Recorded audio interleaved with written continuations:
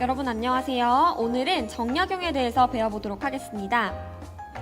먼저 정약용은 인간이 두 가지 유형의 욕구를 가진다고 보았습니다. 어떤 욕구를 가진다고 보았냐면 감각적인 욕구와 도덕적인 욕구를 가진다고 보았습니다. 먼저 감각적 욕구라는 것은 먹고자 하고 쉬고자 하고 자고자 하는 등의 육체적인 욕구를 말하는 것입니다. 정약용은 이러한 먹고 자고 쉬는 욕구들이 삶의 원동력이 된다라고 보았습니다. 즉, 감각적인 욕구를 생존에 필요한 욕구로서 적극적으로 인정하는 모습을 보입니다. 우리 앞에서 배웠던 성리학에서 육체적 감각적 욕구는 절제해야 하는 욕구였지요.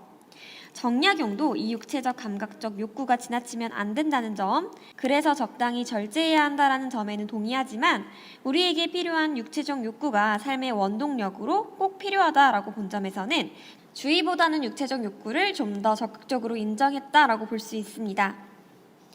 그리고 인간에게는 도덕적인 욕구가 있습니다. 도덕적인 욕구란 선을 행하고자 하는 욕구를 말합니다.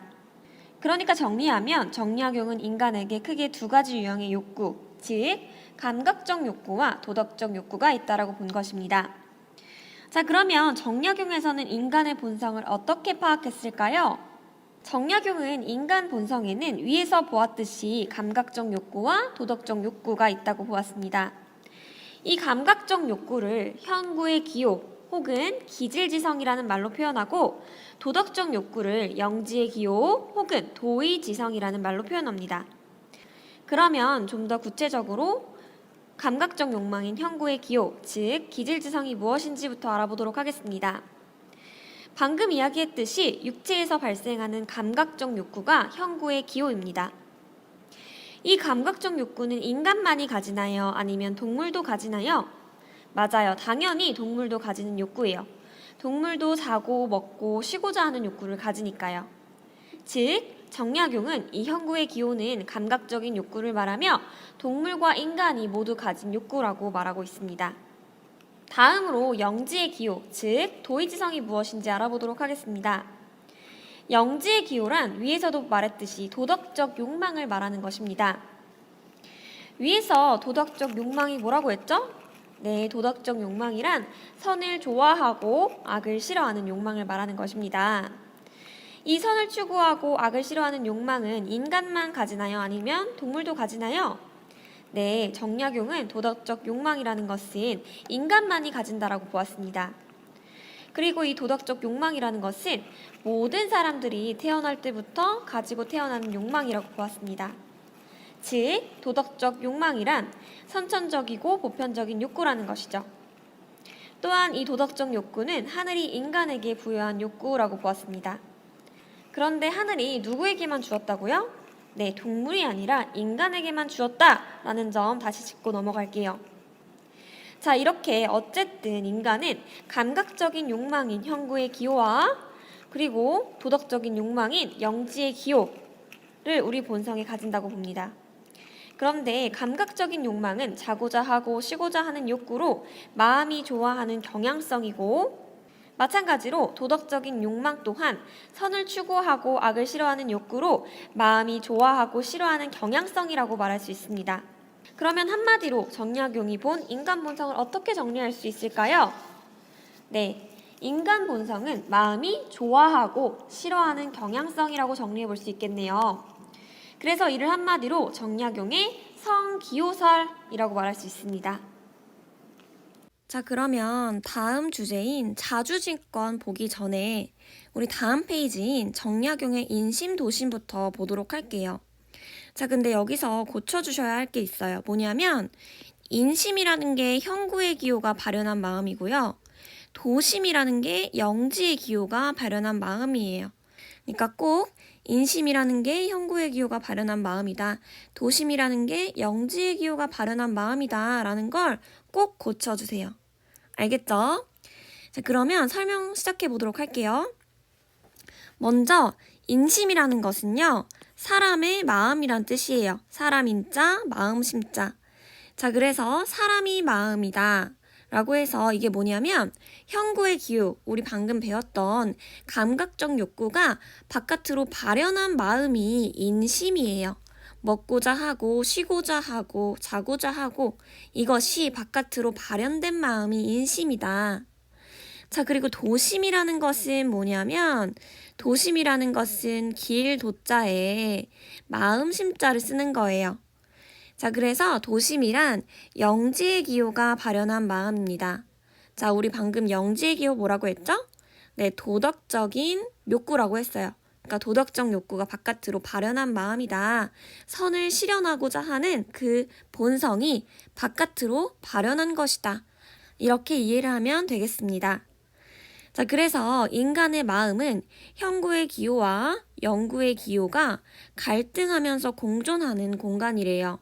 자, 형구의 기호라는 건 감각적 욕망이라고 했으니까 이 감각적 욕망과 도덕적인 욕망인 영구의 기호가 서로 막 갈등하면서 우리 하나의 마음에 같이 공존하는 거예요. 그리고 동시에 자율적인 방식으로 둘 중 하나를 선택하는 주체의 자리라고 이야기를 하고 있습니다. 자, 우리 마음속에는 인심과 도심 두 가지의 마음이 갈등하면서 공존하고 있다. 그리고 우리는 자율적인 방식으로 이 둘 중 하나를 선택할 수 있다라는 것을 알아두시면 됩니다. 자, 그러면 다시 앞 페이지로 넘어와서 자주직권이 뭔지 보도록 하겠습니다. 자주직권이 뭐냐면 선을 행하고자 하면 선을 행하고 그리고 악을 행하고자 하면 악을 행할 수 있는 자율적인 의지와 능력을 말하는 것입니다.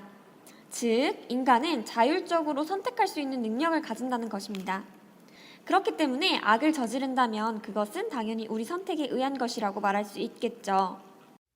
선행을 하는 것도 마찬가지고요. 선행을 하든 악행을 저지르든 이것은 자신의 선택에 의한 것이기 때문에 정약용은 선행을 하면 자신의 공적이 되고 악행은 자신의 죄가 된다라고 이야기합니다. 또 자율적인 선택 능력인 자주직권은 태어날 때부터 모든 사람이 갖는 것이고 하늘로부터 부여받은 것이라고 봅니다. 자, 그러면 이제부터는 다음 페이지로 넘어와서 우리 이렇게 자율적인 선택 능력인 자주직권을 가지고 악을 어떻게 저지르게 되는지 보도록 하겠습니다. 인간은 형구의 기호, 즉 육체적인 욕망을 가진 존재라고 했죠. 자, 이 육체적인 욕망, 자고자 하고 쉬고자 하고 먹고자 하는 이 욕망은 그 자체로는 악하다고 할 수 없어요. 오히려 정약용은 자고자 하고 쉬고자 하고 먹고자 하는 이러한 욕구들은 우리 삶의 원동력이 된다고 하면서 적극적으로 인정했어요. 하지만 이러한 욕구가 지나친다면 어떨까요? 네, 너무 많이 먹고만 하고 자기만 한다면 우리는 악을 선택할 가능성이 높아지는 것입니다. 즉, 육체적 욕구가 가하다면 그 육체적 욕망의 유혹을 이기지 못하고 우리가 가진 자주직권, 다시 말해 자율적인 선택 능력을 통해 악을 선택해서 악행을 저지르게 되는 것입니다. 그러니까 악이라는 것은 감각적인 욕망인 형구의 기호, 즉 기질지성이 물질적 욕심에 빠져 우리가 악을 선택하게 됨으로써 악한 행동을 하게 되는 것이죠. 무슨 말인지 알겠죠? 그래서 이러한 주장을 한 정약용은 주의, 성리학에서 말한 악의 논리에 대해서 비판을 합니다. 성리학에서는 세상의 모든 만물이 리와 기로 구성되어 있다고 생각하면서 세상의 모든 악의 근원은 기에서 비롯된다라고 봅니다. 우리 성리학에서 들었던 예시를 복습해보면 인간은 리와 기로 구성된 존재죠. 그런데 리라는 것은 인간의 본성으로서 이니에지의 사덕을 말하는 것이며 이러한 리, 즉 사덕은 하늘에서 비롯된 것이기 때문에 언제나 절대적으로 선합니다.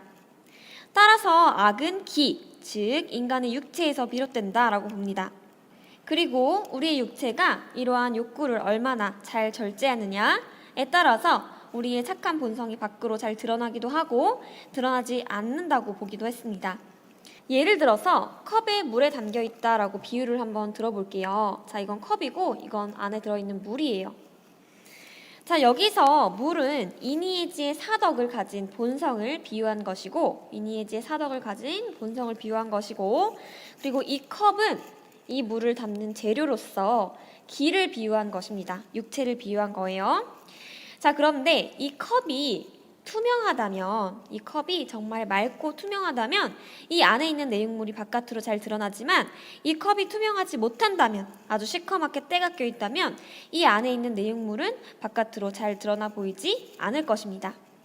즉 성리학에서는 기의 품질, 이 컵이 깨끗하냐 혹은 더럽느냐에 따라서 네가 바깥으로 잘 발현할 수도 있고 발현하지 못할 수도 있다라고 본 것입니다. 하지만 정약용은 이에 대해 다음과 같은 입장을 취합니다. 정약용이 봤을 때는요, 개인마다 하늘로부터 품수받는 기질이 다 다르다고 보았어요. 그리고 하늘로부터 부여받은 것은 인간이 의지적인 노력을 통해서 바꿀 수 있는 것이 아니라고 생각했어요. 그러니까 위에서 성리학의 컵의 예시를 다시 정약용에 적용해서 보자면 이 컵이 애초부터 더러워요. 그러면 이 애초부터 더러운 컵을 우리가 어떻게 손 쓸 수 없다라는 거예요. 그러니까 정약용은 우리가 애초부터 품질이 나쁜 기를, 육체를 하늘에게부터 부여받으면 우리의 의지적인 노력으로 그 기를 맑게 할 수 없고, 그렇기 때문에 우리 안에 있는 인의의지를 바깥으로 맑게 표출할 수 없다라고 본 것입니다.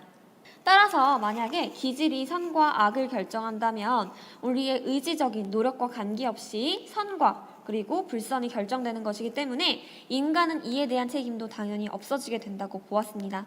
그래서 정약용은 이 악에 대한 성리학의 입장을 비판하게 되는 것입니다.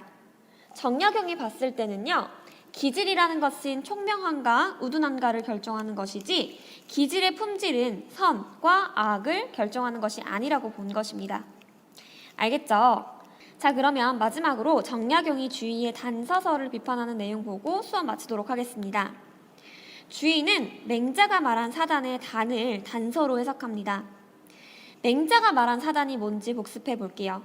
맹자는 자신의 책에서 뭐라고 얘기를 하냐면 측은지심, 수호지심, 사양지심, 시비지심은 각각 인의 단이다라고 말했습니다. 이 문장에 대한 해석을 두고 앞에서 배웠던 주의와는 정약용은 다른 해석을 하게 되는 것입니다. 주의는 이 단을 어떻게 해석했었나요? 네, 앞에서 배웠던 주의는 이 인의예지의 단을 단서라고 해석함으로써 저 문장을 어떻게 해석했냐면 측은하게 여기는 마음, 불의를 미워하는 마음, 그리고 사양하는 마음, 그리고 옳고 그름을 가리는 마음이 바깥으로 표출된 것을 보고 우리 마음속에 인의예지가 있다라는 것을 알 수 있다라고 해석했어요. 그러니까 사람들이 어떤 대상을 보고 측은하게 여기는 마음을 보고서 저 측은지심이 인간에게 있는 것을 보니까 우리 마음속에도 인이라는 감정이 있겠구나 라고 파악을 한 것입니다. 수호지심, 사양지심, 시비지심도 마찬가지로 각각 의, 예, 지의, 단서라고 생각했고요. 하지만 정약용은 측은, 수호, 사양, 시비지심은 각각 인의예지의 단이다 라는 맹자의 문장에서 단을 시작으로 해석합니다. 즉, 측은, 수호, 사양, 시비지심은 인의예지의 시작으로 본 것이죠. 그러니까 측은, 수호, 사양, 시비지심 이 사단에서 시작해서 후천적으로 인의예지가 형성된다라고 본 것입니다. 그리고 참고로 사단을 영지의 기호로부터 생겨난 선천적인 도덕적 감정으로 봅니다.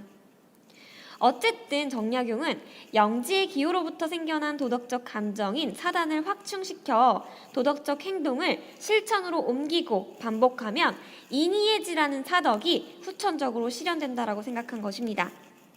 정리하면 도덕적 욕망인 영지의 기호가 뿌리가 되어서 측은지심, 수호지심, 사양지심, 시비지심을 안으로부터 발출하여 행동의 결과로 인의예지의 사덕이 이루어진다라고 보시면 됩니다. 자, 여러분, 그러면 오늘도 수고 너무 많으셨고요. 다음 시간에 뵙겠습니다.